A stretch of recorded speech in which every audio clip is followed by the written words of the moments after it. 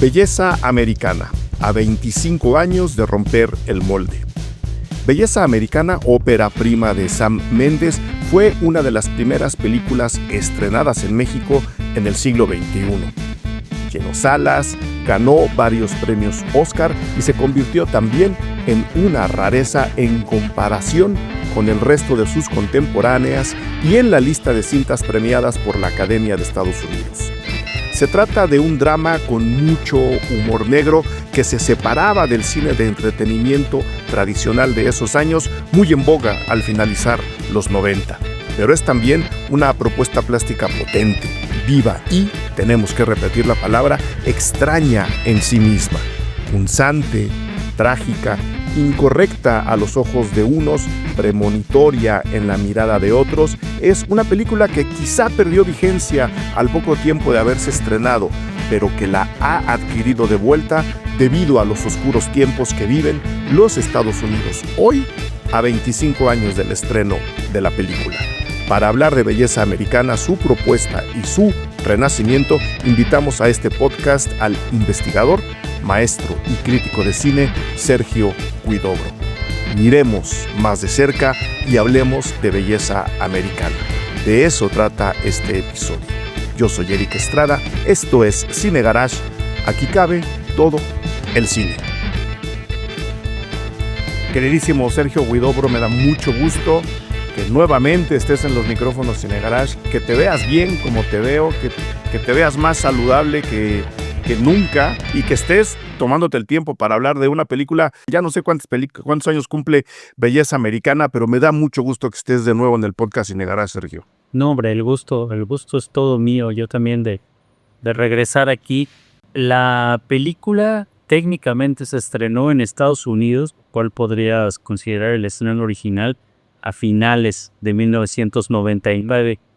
Aquí en México se estrenó a inicios del año 2000, fue uno de los primeros estrenos del siglo, ¿no? Del siglo XXI.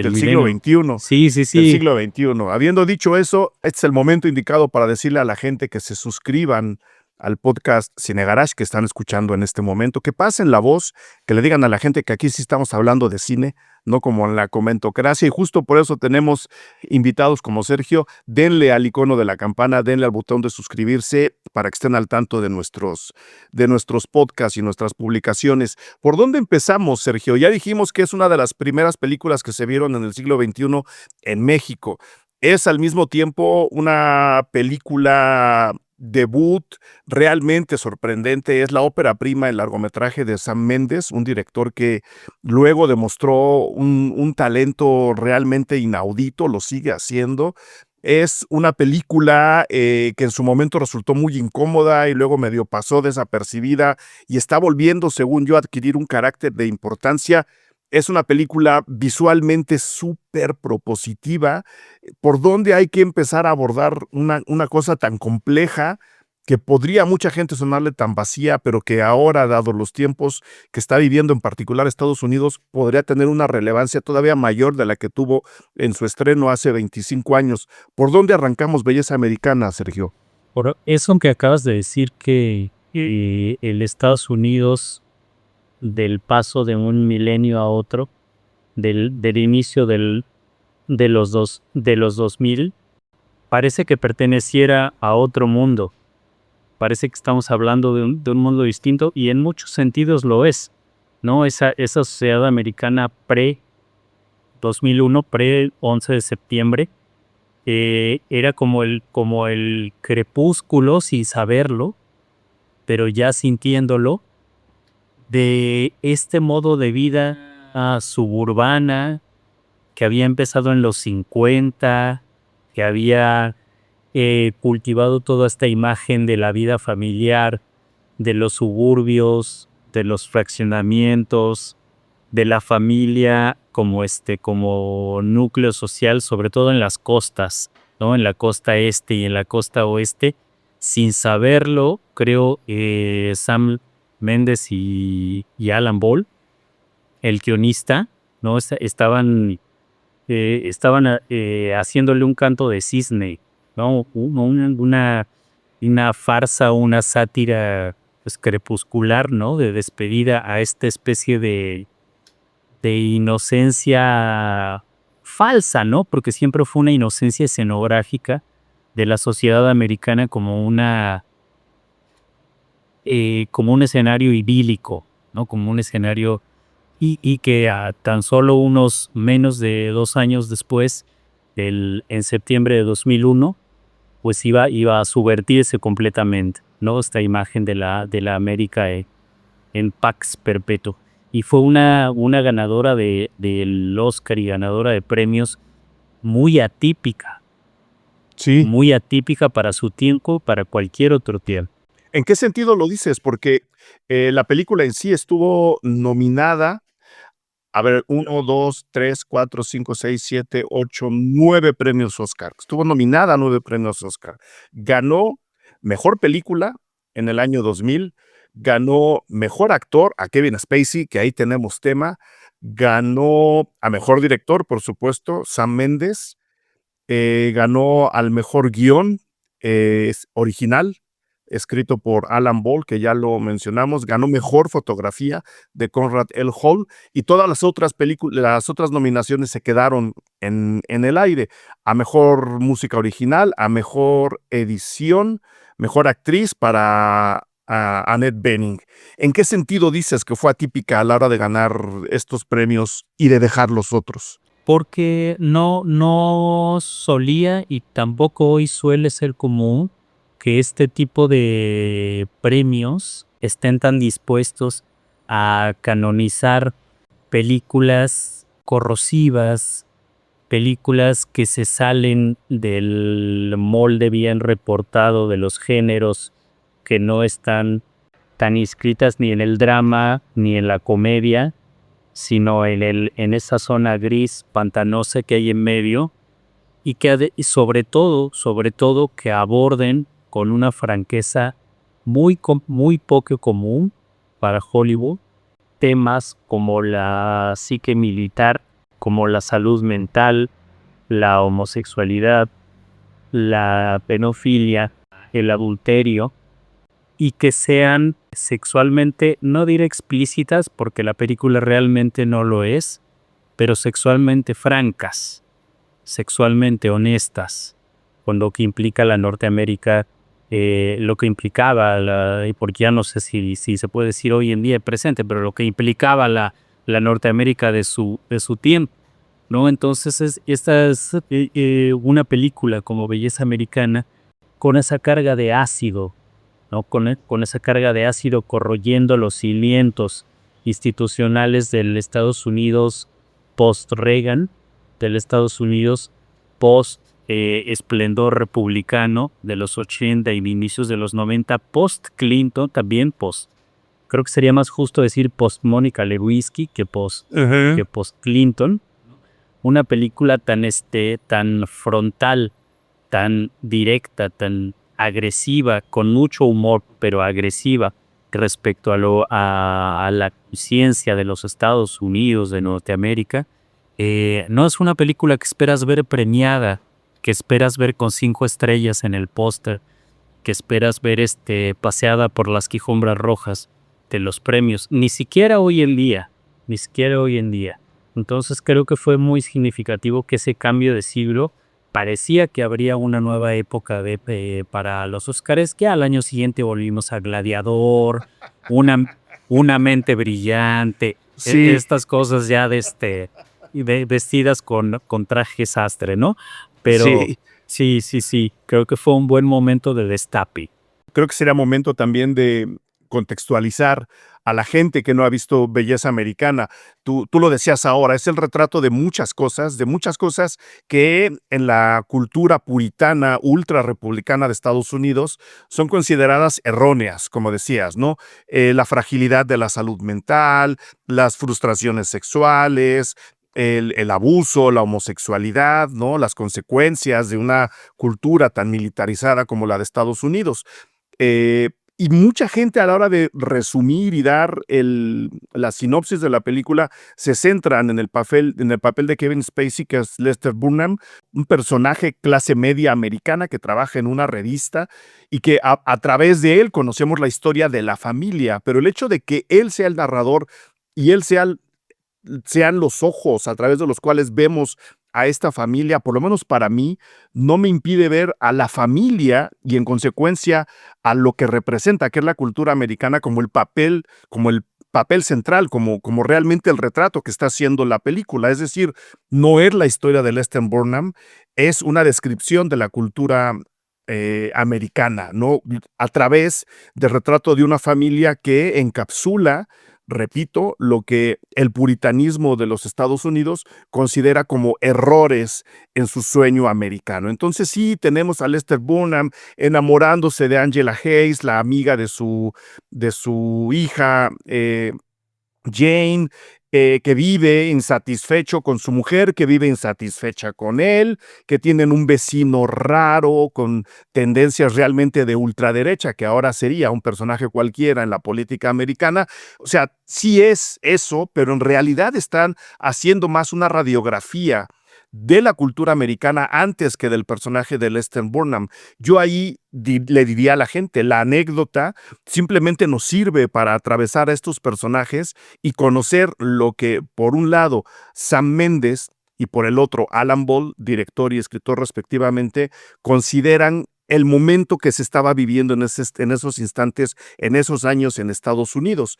Una idea de perfección que no se completa, que en consecuencia nunca ha existido y que es al mismo tiempo un saco de mentiras frente a la gente que está comprando ese mismo saco como si fuera una enorme promesa. Yo creo que la anécdota es más bien un pretexto, Sergio. Exactamente, porque Lester, ni siquiera yo tenía tan claro que trabajaba en una revista, decía, bueno, vende seguros, o sea, es como el trabajo de Chandler Bing, ¿no? O sea, está todo el tiempo enfrente de la computadora y ya, ¿no? Y Lester en buena medida es eso, es una especie de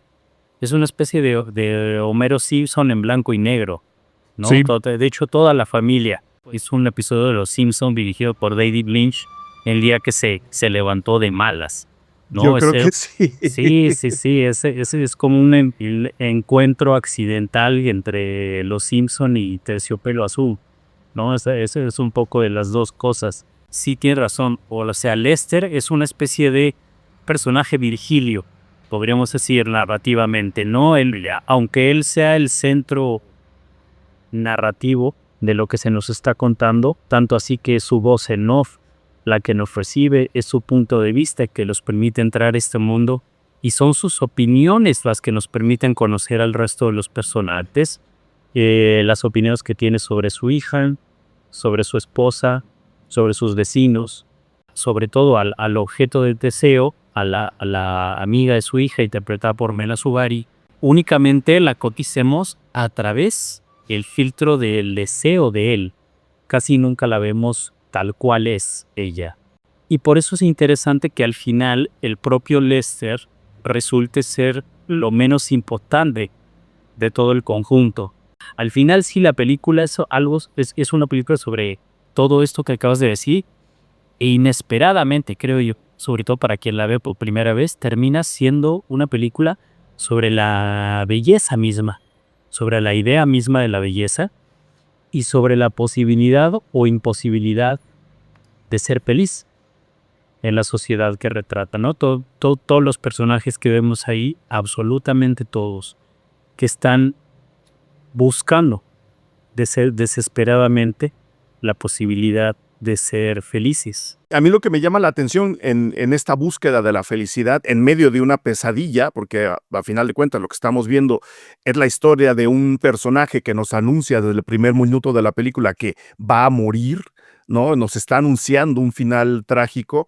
La fotografía de Conrad Del Hall es realmente alucinante. O sea, hay un manejo de colores, en particular el rojo, hay una búsqueda de rostros, hay una búsqueda de momentos que no lo hacen necesariamente poético, que no visten de dorado a la película, pero que tampoco es plenamente convencional, pero que no acaba siendo, por ejemplo, para tener una referencia, eh, esta realidad idealizada que tenían películas contemporáneas como Titanic, ¿no? Que por un lado pretendía una realidad que la fotografía no alcanza a reflejar porque no quiere, y esta película que está tocando temas muy reales tiene una aura bien extraña que yo no sabría definir, Sergio. No sé si tú te aventarías a tratar de entender el manejo visual de una película que trata sobre lo que entendemos como belleza y que visualmente es muy bella en sí misma.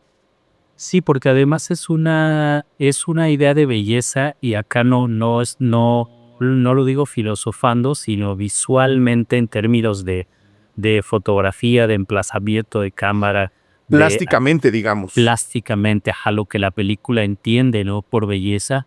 Y el hecho de que haya sido ganadora, ¿no? De la mayoría de los premios en esa categoría, también es interesante porque plantea una idea de la belleza en el lenguaje de la cámara muy distinta a lo que solemos considerar o se suele considerar en las academias como bello en el cine, ¿no? Porque es una belleza naturalista, no es una belleza fotogenética. La película en su año estaba nominada con Stick Cholo, ¿no? Ujú. De Chivo De Tim Lubeski. Burton, Bueno, sí, de Tim Burton, pero con fotografía de Manuel Lubezki. con la fotografía de Manuel Lubezki o el final de un affair, ¿no? The End of the Affair. O sea, esta belleza suntuosa, estas películas de época que están evidentemente teniendo un trabajo barroco o muy consciente por la luz, con los contrastes, con los claroscuros, con la escala cromática, etcétera. Y lo que hace con Ralph Hall, que ya murió, creo, está muy en línea, está muy en línea con lo que habían explorado los fotógrafos de los años 70, de lo que los fotógrafos estadounidenses de los años 70, o de la propia Terciopelo Azul, ¿no? Que habíamos mencionado antes de David Leitch, en la cual la belleza no es bella por suntuosa, sino porque está encargada de centrar nuestra mirada en los detalles, en la atención al detalle y invitarnos a buscar la belleza en eso que pasaríamos por alto si la cámara no nos estuviera haciendo mirar hacia allá. La película, toda su campaña publicitaria, toda su campaña promocional, tuvo uno de los mejores taglights, ¿no? Uno de los mejores eslogans que creo que se han hecho para estas cosas de las temporadas de premios, que era que por todos lados nada más veías escrito "Look closer", ¿verdad? Mira más de cerca, no, mira con Claro. más atención. Esa era toda la campaña promocional de la peli. O solo decir "Look closer", que habla, englobaba en dos palabras el espíritu completo de la película, pero también sirve para describir el estilo fotografía. Nada más para el dato, sí, Conrad el Hall murió en 2003 de cáncer. Hola, yo soy Eric Estrada. Vengo a invitarles a que conozcan ese otro Cine Garage, el Cine Garage que tenemos reservado justamente para nuestros Patreons, contenido exclusivo que solo la gente suscrita al perfil Patreon puede disfrutar. Todo lo encuentran en www.patreon.com/Cine Garage. Ustedes hacen un pequeño depósito a nivel de suscripción. Ahí les damos acceso a todo el contenido que ya generamos para ustedes desde hace varios años y tendrán acceso también a todo el contenido que seguiremos generando día con día, festival a festival, película a película. Desde los premios Ariel que tenemos cubiertos por completo hasta los estrenos que van a venir y los festivales, en este caso, de cierre de año. Todo lo que ustedes quieren saber sobre el cine nacional e internacional está ahí en www.patreon.com/Cine Garage. En esta ocasión, mil gracias de manera personal a Paulo, Clau Morales, Diego Izquierdo, Edu Cortz, Josefa, Jessica Leiva, Rosalinda Ortiz, Diego Imanol, Ernesto Pérez, Cris. Ellos y ellas son parte ya de los suscriptores al Patreon Cine Garage, disfrutan ya de ese contenido y de las recompensas que también repartimos ahí para todos nuestros suscriptores. Súmense, conozcan esa otra parte exclusiva de Cine Garage, exclusiva para la gente que se suscribe y ayúdennos con esa suscripción a mantener vivo este podcast. Con la aportación que ustedes hacen, nosotros podemos seguir produciendo el podcast Cine Garage y se los agradeceremos siempre. Vayan, suscríbanse, www.patreon.com/Cine Garage. Hace rato decías, Sergio, que la película era como el canto del cisne de la cultura americana, de este pináculo boomer, incluso le podemos llamar así, porque viene justo después de la Segunda Guerra Mundial, en los años 50, en donde Estados Unidos cultural y económicamente controla el discurso internacional. Pero a mí me llamó la atención un texto que para el New York Times escribió Sarah Barr, en la que ella se preguntaba cómo a una película que había ganado premios tan importantes en el Oscar, que había recaudado tanto dinero en taquilla, porque fue una película que Sí, movió mucha taquilla, y que estuviera en la lista de películas que influenciaron a otros cineastas, a la hora de hacer una selección de las 100 mejores películas de lo que tú quieras, normalmente no aparecía. Era una película que había dejado de ser pertinente justo por la entrada del siglo XXI en muchos frentes. El 11 de septiembre, ¿no? El ataque al World Trade Center, la llegada del Me Too, justo en el trato entre este personaje adulto queriendo seducir a una adolescente, el Me Too hace que la película se vea rara. La propia historia de Kevin Spacey, señalado por abusos de parte de jovencitos en varias etapas de su vida, también le da un sentido de extrañeza a la película. La aceptación de la homosexualidad en la cultura americana, en el mundo en general, ¿no? Una postura más abierta. Todo esto, repito, es lo que señala Sarah Barr en este texto. Y por supuesto, ¿no? El hecho de que la ultraderecha y la homofobia pues, sean al final de cuentas cosas que van caminando juntas por millones de razones. Dice, cuando hay esta apertura del siglo XXI, la película deja de parecer tan inteligente como lo era, dice ella. Yo estoy de acuerdo, ¿no? Todo esto como que le quita un poco del aura a esta ópera prima brillante de Sam Mendes, pero por otro lado, ahí es donde yo rescato de nuevo a la película el hecho de que realmente habiendo anunciado el final del pináculo de los Estados Unidos o el principio de su decadencia, y ahora veamos la decadencia de la cultura americana en vivo, a todo color, día con día, en la televisión, le vuelve a dar pertinencia a la película, justo porque a pesar de todo lo que habíamos pasado, que es lo que señala Sarah Barr el 11 de septiembre, todo aquello, a pesar de eso, la cultura americana se está acomodando en el peor de los lados de todo el planeta. Una posición todavía más conservadora que en los 2000, una posición todavía más radical que en los 2000, una posición que a pesar del Me Too está peleando en contra de los feminismos, y creo que la película ahí demuestra su trascendencia cultural. Probablemente tuvo un túnel en donde dejó de estar en la conversación, pero ahora, tanto del guión como de la dirección, tenemos realmente una película que en consecuencia se vuelve incluso premonitoria. Dio el canto del cisne, luego no vimos para qué le cantaba el cisne, y 25 años después nos damos cuenta que el cisne tenía toda la razón del mundo. y fíjate, no tiene tanto que la vi por última vez. Sí es cierto que hay algunos puntos de la película por los cuales sí ha pasado el tiempo. Hay algo. Hombre, tiene 25 años. Tiene 25 años, sí. A lo que me refiero es estos aspectos en los cuales la película ya denota cierta edad, no provienen necesariamente del interior de la peli, sino de cómo la película se ha ido adaptando a los cambios del mundo.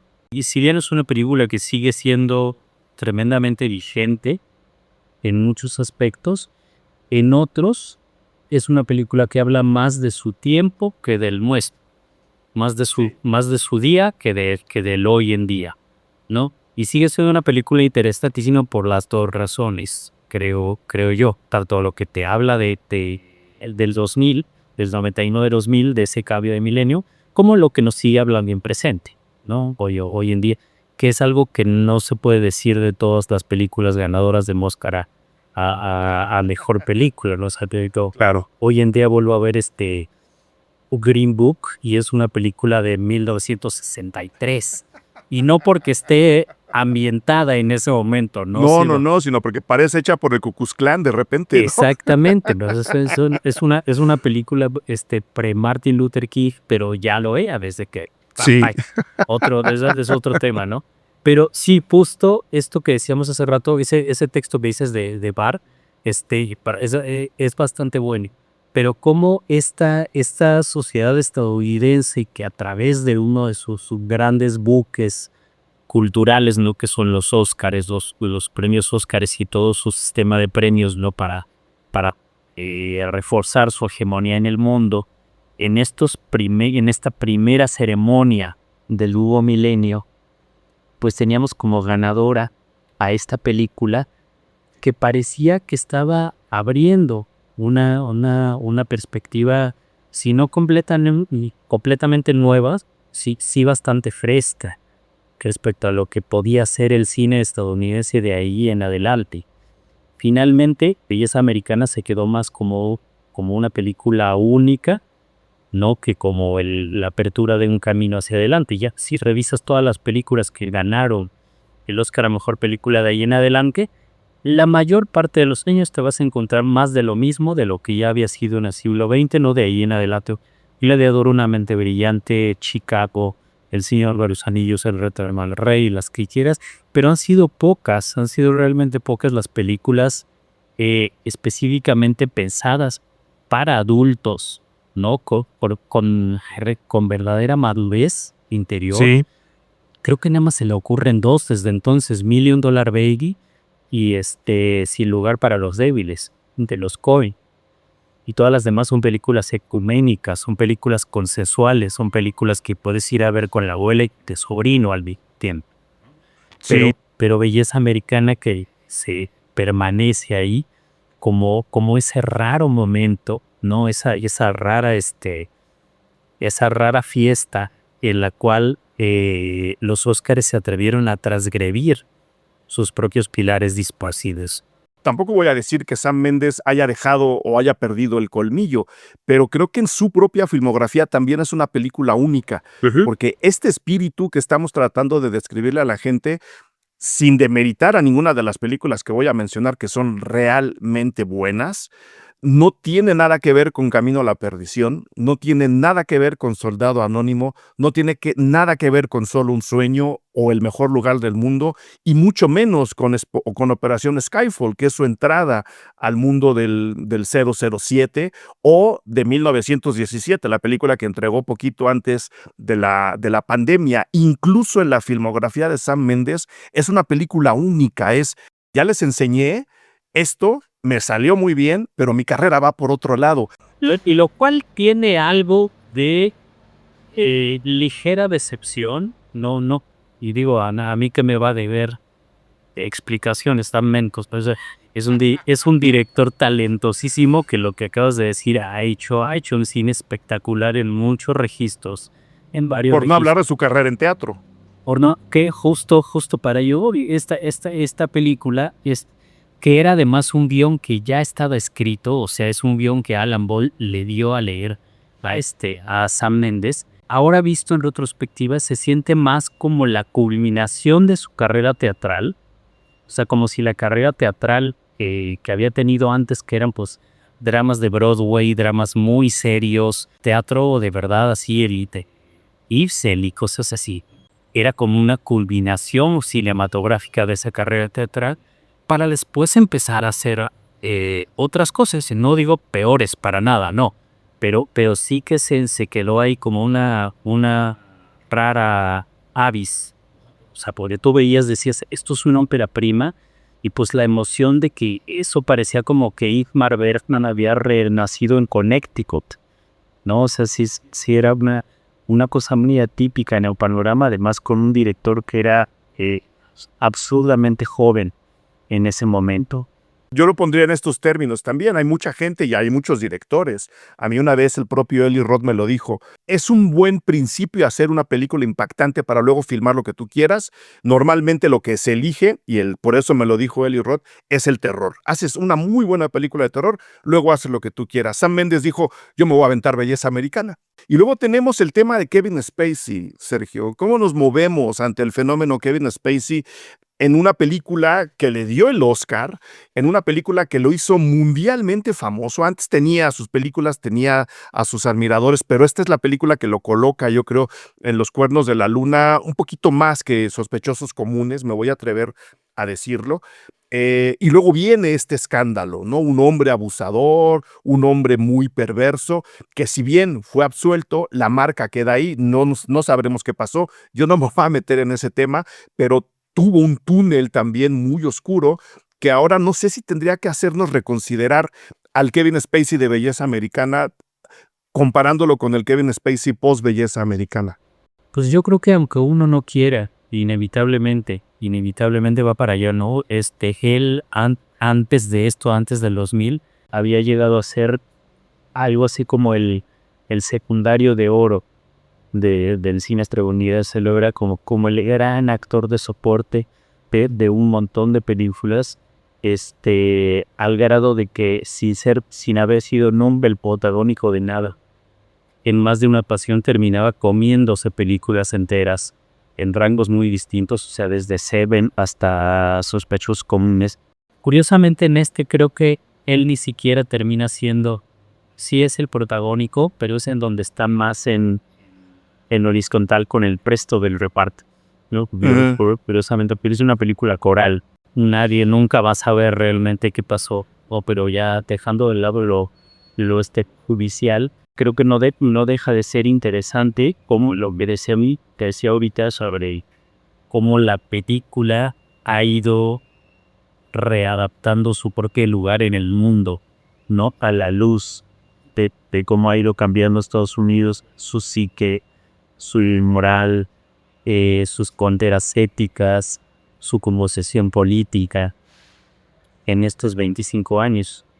Y esta película, Belleza Americana, que sí todos recordamos por la bolsa bailando en el aire, pero que en el fondo está diciendo cosas muchísimo más tangibles. Y ahora que lo menciona Sergio, ¿qué Estados Unidos retrata la película? Porque viéndonos muy a la sobrelectura, uno diría, pues sí, la belleza de Estados Unidos está en una bolsa de plástico que vuela por el aire, que es una de las secuencias más famosas de la película, ¿no? El video que el vecino de nuestro personaje narrador toma de una bolsa que podría ser basura, volando en el aire y encontrar ahí momentos de belleza y de plenitud.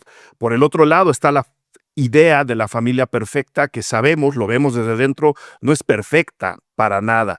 En el centro están una serie de personajes todos fracturados, todos con oscuridades evidentes. Pero atrás de eso hay un personaje como justo, y mira lo irónico y lo extraño del asunto, un personaje como el de Kevin Spacey, que mostrando caras muy densas, muy violentas, muy oscuras, Lester Burnham es a final de cuentas un personaje que más allá del hecho violento de que sabemos que se va a morir, termina por tomar el camino correcto. A la hora que se da cuenta que lo que está haciendo con la amiga de su hija es un abuso en toda regla, decide tomar el camino correcto y decir, no, entonces no hagamos nada, me echo para atrás y aquí se acabó el cuento.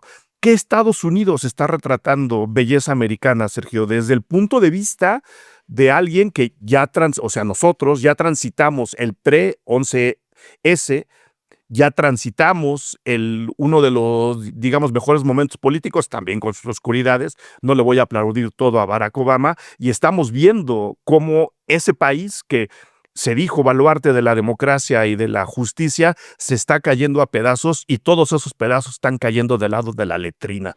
Pues en el momento en que la película se escribió, produjo y estrenó, de lo que hablábamos ahorita, esta sociedad que había atravesado todos los años 80 de Ronald Reagan, ¿no? Y luego ya durante los 90, toda la euforia del llamado fin de la historia, ¿no? El de que Estados Unidos, que era parecido a la euforia post Segunda Guerra Mundial, o el de haber derrotado al enemigo global y ser nuevamente la gran potencia idílica, ¿no? El faro de la democracia, la libertad y la igualdad. Ja. Ja. Creo que esa es la parte que me queció peor de toda la película, que yo cuando lo pienso, pero sí, en los 90 que Estados Unidos había atravesado por toda esta fiebre post derrumbe de la Guerra Fría, ¿no? Post muro de Berlín, de ser nuevamente, como en los años 50, esta Arcadia suburbana, ¿no? de la clase media alta, de la familia tradicional, pero de la familia tradicional demócrata, que así como los 80 habían sido el gran furor de la familia republicana, los años 90 habían sido el gran momento de esplendor, estoy entrecomillando, del Partido Demócrata de Estados Unidos, ¿no? Una revolución que un poquito antes de la afirmación de belleza americana, en 1998, el asunto Lewinsky-Clinton, ¿no? Iba a derrumbar de una forma que al resto del mundo nos pareció muy cómica y muy fársica, ¿no? Pero que al interior de Estados Unidos se vivía con un drama fluidamente personal, ¿no? Era como si todo el país al mismo tiempo hubiera descubierto que su papá tenía otra familia y que nunca les habían contado. Entonces, esta conciencia de lo demócrata como una sociedad presumiblemente liberal, abierta, tolerante, democrática, se había empezado a desmoronar a partir de ese escándalo sur. Y entonces esta fiebre del nuevo milenio estaba nuevamente reavivando la idea de que Estados Unidos era otra vez el centro de, y sobre todo los Estados Unidos de demócrata, que era un esplendor parecido al que, por ejemplo, Douglas Sirk había filmado en los años 50, ¿no? Entonces, a lo mejor Sam Mendes tenía a los pocos cineastas como Douglas Sirk en la cabeza, y que yo creo ese es el Estados Unidos que estaba retratando, pero del que al mismo tiempo lo estaba retratando a través de una placa de rayos X que revelaba pues lo que decía el pocket póster de la película, ¿no? Mira más de cerca. Nada más para dejar ahí los símbolos de la película. Es una suburbia que se vende esplendorosa, pero que la película al final, en su cierre, retrata con árboles sin hojas, casi sin color, ¿no? Y completamente uniformizada. No uniforme, sino uniformizada. Y sí, lo que hay que hacer es mirar de cerca y lo que nos encontramos son a estos pequeños monstruos habitando dentro de la perfección de Estados Unidos. Creo que es una película que vale muchísimo la pena revisar, por eso cuando sugeriste hablar de ella, te tomé la palabra a la primera. Como siempre, aquí debajo de la publicación del podcast, tanto en el Patreon como en nuestra web, le voy a dejar la liga a la gente para que puedan ver la película en las plataformas en las que esté disponible. Y quiero agradecerte, Sergio, que te hayas tomado el tiempo, que te hayas trasladado y roto tu agenda para poder estar una vez más en el podcast Cine Garage, que tanto te quiere, para un público que tanto te extraña. Entonces, no sé si quieras agregar algo, si todavía sigues habitando ese mundo también decadente de las redes sociales, ¿y quieres que la gente te contacte por ahí?